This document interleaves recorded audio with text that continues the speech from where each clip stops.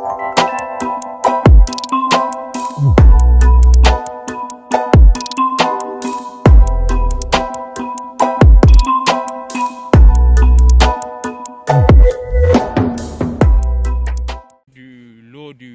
20 km de câbles de 30 kg et de 15 postes préfabriqués qu'on a posés entre Guédiawaye, Pikine, Malika et Golf. Donc ici, on va commencer avec les loges transfo. Donc on a des transfos ici de marque GE qui sont des transfos de 80 MVA.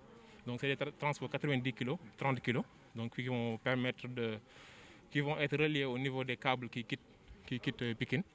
Donc on a deux transfos, un transfo qui est là et le deuxième qui est au niveau du deuxième local.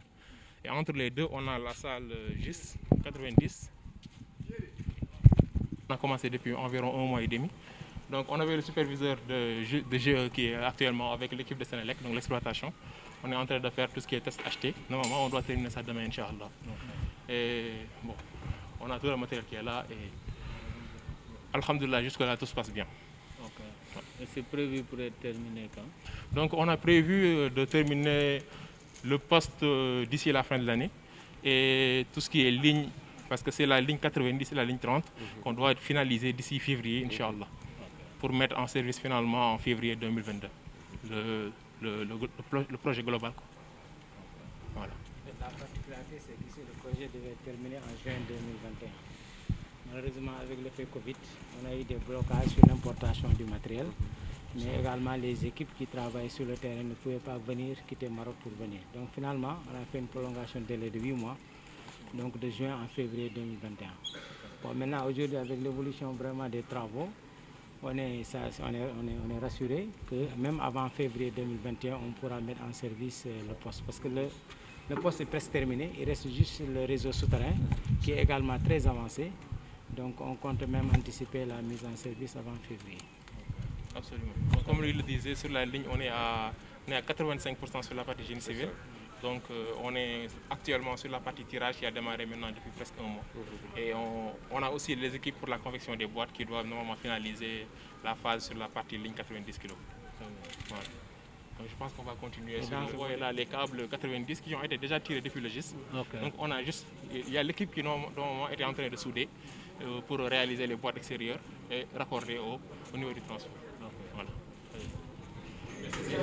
Mais on a choisi de mettre une chambre pour le chef de poste qui est totalement équipée, qui pourra accueillir dignement celui qui nous aura venir ici.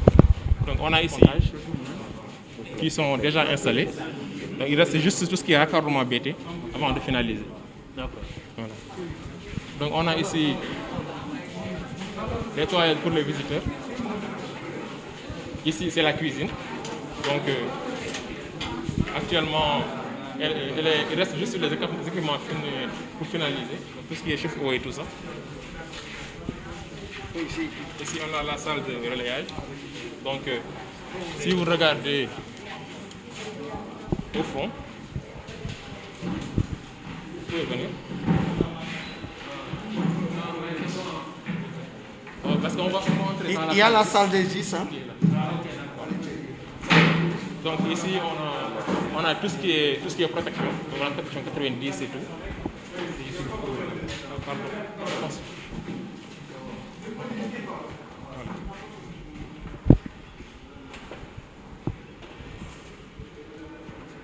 Donc ce qu'on voyait derrière, donc ça c'est le cœur du poste. Ce qui est très grand, par exemple dans les postes AIS, on voit plusieurs charpentes et tout. Ce qui est regroupé actuellement sur une surface qui est 27% petite. Donc en ville, ça permet de gagner beaucoup d'espace. Donc on a ici le GIS 90, double jeu de barre, avec un courant de 2500 ampères. Et on a ici des travaux de départ. Pour les départs, on a 1250 ampères. Et donc c'est assez puissant avec les deux transports de 80 MVA pour largement alimenter la ville de Guédiawaye alentour pour encore des dizaines d'années, sans qu'on ait à faire aucune modification. Donc on a les armoires LCC, donc c'est pour la commande délocalisée au niveau, parce qu'on n'a rien à faire ici, tout se fait ici. Donc on a des écrans tactiles pour tout ce qui est commande et tout ce qui est supervision des pressions des SFC et tout ça. Donc là, on est en cours de finalisation des tests et après, on sera OK pour mise sous construction.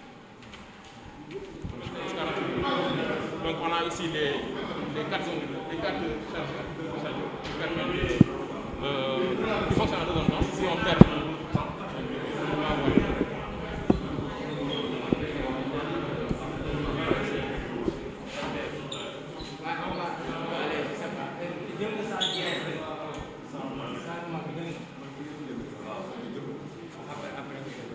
c'est important. 30 kilos, donc c'est la partie secondaire du poste. On a ici 2 arrivées et 10 départs. Donc actuellement, ce qui est prévu en termes de réseau, c'est déjà 6 départs. Donc on a déjà 4 départs qui sont en réserve au cas où on a d'autres centres à alimenter. On pourra les alimenter sans aucun souci. Et le jet de barre, il est loin d'être surchargé quoi que ce soit. On a 2700 ampères en réserve, donc c'est largement suffisant pour l'alimentation.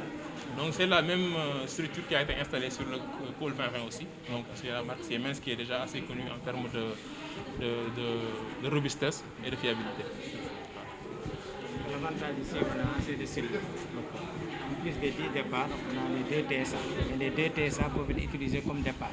C'est-à-dire que demain, s'il y a évolution également de la charge, pour augmenter le nombre de départs, on peut toujours venir encore utiliser les 2 départs de TSA pour alimenter la ville. Donc vraiment ici, on a suffisamment de réserves vraiment pour faire face à la charge de Guédiawaye. Ça va être fait. Parce que le transport 1, c'est déjà fait. Oui, la clôture là. Oui, c'est ça, après le